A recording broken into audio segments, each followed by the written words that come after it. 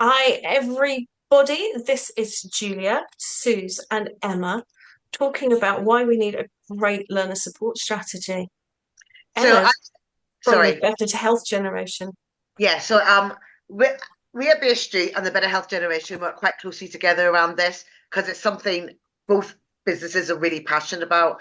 Um, this idea that having learners that are going through sometimes quite difficult times personally, or maybe have some complex learning needs, maybe have some additional support needs, or have demonstrate some neurodiverse characteristics, and that they need additional support to successfully achieve well. And all too often, when we're talking to businesses, there is this feeling that if it's not generating income right now, is it worth the investment to look at how can you do this better? Or that um, the fear of being caught out on audit around how do I successfully draw down funding for additional support for my learners where we know they need it. So we've teamed I, up. yes, can I interject on the first point, which is why would I be doing this? It doesn't earn me any money, which That is what you said to say, yes, what absolute cobblers. I that, agree. that's it. Cobblers. Um, Fundamentally, as providers, we generate money by learners successfully achieving on time. Mm-hmm. So, if your learners have additional needs, and we know that a significant proportion of the UK population has additional needs of a wide variety of ways. If we are not meeting those additional needs, those learners will not achieve efficiently and happily. And Or if yes, so as a Or they may not provider, return to studying. That's the other thing yeah, is we want but them to return and have a positive experience. yeah. but as a provider, we make money through efficient, successful achievement. Learners who you've got through by the skin of your teeth, the real high maintenance ones, give you that amazing damn I'm good moment. And it's fantastic to get work with those learners and to get them through and to feel like you've achieved something nobody else could. But they're expensive. So with your CEO hat on, we don't want too many of those. If you've got a lot of learners with additional need and you're not drawing down the available funding to support them from a profitability perspective, you're being stupid. And also, if you're not accessing the right support for those learners in the right way and understanding what you can as a business do well and draw down funding and what you need to look for external partners to support you with, which is why we do so much work with the Better Health Generation, right? Because they've got great things that they can offer in terms of that wider additional support strategy to really underpin some of the stuff around retention, attainment, and achievement for particularly diverse learners. Maybe you want to jump in on that a Yeah, bit. yeah. Key thing here is that the current pass rate to endpoint assessment is around 50%. That's not good enough. What's missing? What we need a holistic approach to education. What's the key thing that's missing? The key thing that's missing is health and well-being support, additional needs support. And if you look at it, if you want to look at it from a cost effective point of view, the funding is there to be used to support these learners. The more learners that get the correct support, and I don't mean signposting people to websites and newspaper articles. I talk Nope. about, supporting people from person to person. We're about the people, which is why we've partnered up with you guys because Yeah. you are too. We want to support people to, get where they want to be and achieve the best they can and to have a positive learning experience. So why not draw down that funding, use a reputable company like ourselves who can support you in that process and make sure that these people are getting person to person support and that and we make sure that we supply you with the correct reports, etc., distance travel to make sure those learners are getting what they need. And then you guys, you get people to endpoint assessment, but you also get happy, content learners.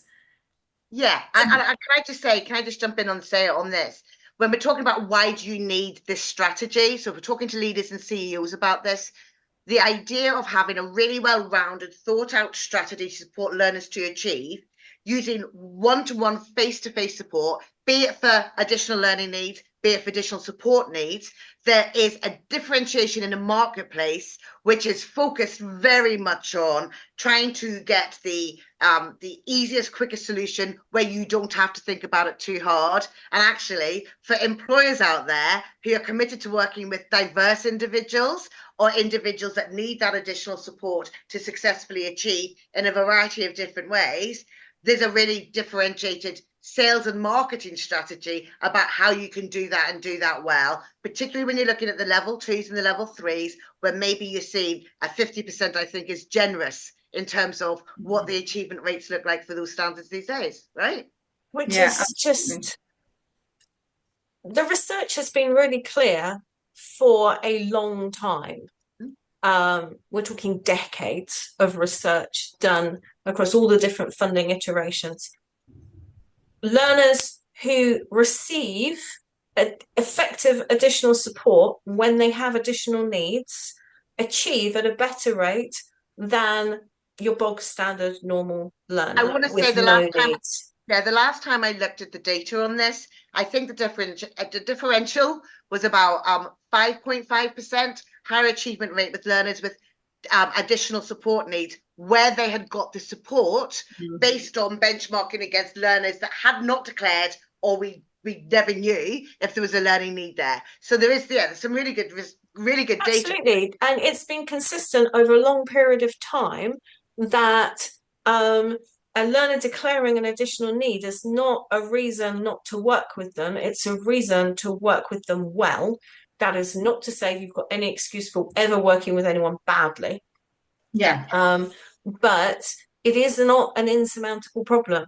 And again, from a strategy perspective, there are providers out there who strategically are choosing to cherry pick the learners who have the shortest distance to travel between start and end. And it's not about stretch and challenge for some of these providers. And so they are actively screening out any learner who looks like they might be remotely high maintenance for anything. But anybody that might have a barrier, though, and I mean, those barriers can be, minor to complex, but equally, with the right support in place, they could excel anybody who is not suffering with any, learning needs. So I think it's just quite small-minded. And also, Emma, it's that thing about that's lovely, but there's a new sheriff in town, there's a new skills minister, there's a new Department for Education, Secretary of State, there's a new way of looking and doing things that is coming on board quite quickly. And I think that those providers that choose to cherry pick or as we said, employability, cream and park, the harder to challenge, are the ones with the harder challenges to overcome to be successful. The less commissioning opportunities may well be open to them, because I think things are going to be a bit different. And maybe that's another reason why that learner support strategy needs to start, where people haven't thought about it before, or going, well, it's too scary, I don't want to do it, it's too much like hard work. Never mind the increase in retention, attainment, achievement levels, and all of those things we know the data supports. It's also about saying, well, the harder to reach, the harder to help, the harder to really, really keep engaged in learning are the most interesting learners to work with, right? Yeah. So, Suze, from a strategic perspective, is there any strong business or even any business case for not drawing down funding that a learner is eligible for additional needs? I think this is really interesting, because every single day in every single training provider where you've got learners with barriers to learning, be it additional learning or additional social needs, every single one of them is getting additional support, because the tutors and the teachers and the assessors and the job coaches and all the people that work with them are there to support those learners to achieve, and they will go above and beyond with everybody they work with. But that's on a localized delivery level, right? The idea that you build a strategy around that, being aware that those learners are getting that support, build that strategy to make sure that it's more structured, it's more visible, it's more evidential, so that at audit, you can demonstrate that this is the additionality that's being offered to that learner, which is why you get the funding, right? But I mean, in later series, we'll talk about initial assessment and things like that, and how do you demonstrate the person needs additional support. But that strategic approach at the top, which says, well, this we can deliver internally, this we can deliver externally, these are the partners we can trust to do it. This is how we build the claims process. This is how we capacity build our tutors to demonstrate that they're already delivering. Because no tutor sits there and goes, that learner needs additional support, or that learner needs some advice about a domestic violence issue, or whatever that is, and goes, well, that's not part of my job description, I'm not going to do it. None of them. Okay, so after all of that, do you fancy answering the question, is there any strong business case for why you would not do this? Yes or no? No. Yes, ladies and gentlemen, she's capable of a short answer. Yes, think, if I'm not allowed one rant, then what's the point of doing these things? Just saying. From your experience, working for the Better Health Generation, who of course deliver amazing additional support, what are the kinds of things that providers talk to you about the reasons why they're reluctant perhaps to get involved in actually claiming money for additional learning needs, or all of the learning support funds? Ultimately, the main concern is auditing, which is why we have partnered and use Spencer Tool, which allows us to measure distance travelled, because it's really key that we can show how far that learner has come. Because if we can show that and identify that, sometimes people make side steps, and that's absolutely fine. I'm not saying they're all going to do, say, for example, we're measuring percentages. This person in 2 sessions is going to make a 20% increase on their health and well-being and emotional state. That's not what I'm saying at all, because everybody is different, everybody's varied, and some people have much further to travel than somebody else. So we have to take that into consideration. Nobody is comparable across their learning experience. But what we do have to demonstrate is that during our one-to-one sessions is that we are talking to the learners about their needs, and we're putting it, talking about their barriers, and we're talking about strategies and techniques that they can work with to move sideways or forwards in whichever area. So we've got that their needs are. So we've got over 55 specialist clinicians, and they work across their physios, their counsellors, their trauma specialists. They focus on nutrition, literally physical barriers, pain management, you name it, neurodiversity specialists. So we are really keen that, those people can get the support they absolutely need, those learners that come through. The key thing is to remember that a lot of people mask, and women in particular are very good at masking. So what I do say is, this process works and we use this tool and it's amazing. But sometimes we do get people who mask, and they can be referred at a later time, like via the tutor. The tutor can refer them on, or they can refer themselves. So, it isn't just black and white, and it is about the auditing once they get to that stage. And, and we like to do the Spencer Tool initially. That's ideal for us, because we can see where they've started and where they end up. Some people don't feel confident enough to do that. They find it overwhelming. So they have to start with us, have an initial assessment with us and a chat with us and our team member. And then they can move on to using the Spencer Tool, so we can measure that distance travelled. The key thing is that we can measure how far they've come, and we can then prove it for auditing purposes that we're putting methods in, we're putting strategies in place, and then the tutors also get access to these strategies and they can work with them as well. It also takes the pressure off the tutors. So the idea is that we get less burnout with your tutors, because they are often dealing with high caseloads, and they're the first person that these learners speak to, and they're often divulging a lot of information to them. So that vicarious trauma can have a huge impact on your tutors. So then you've obviously got the high turnover, which comes down to cost, which is why we go back to, is it worth it?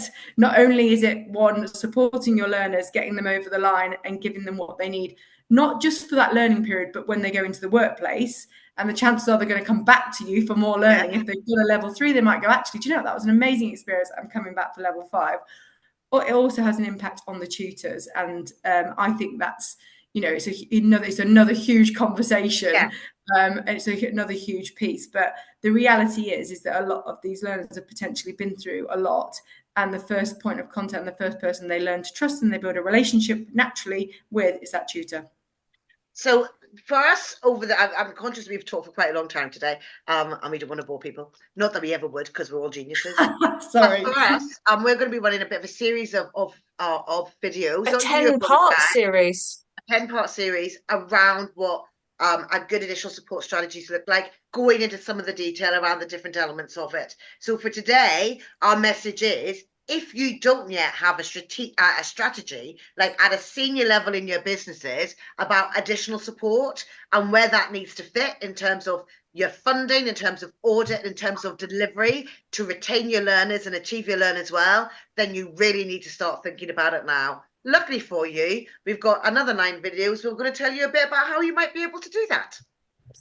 And on that note, thank you very much for watching.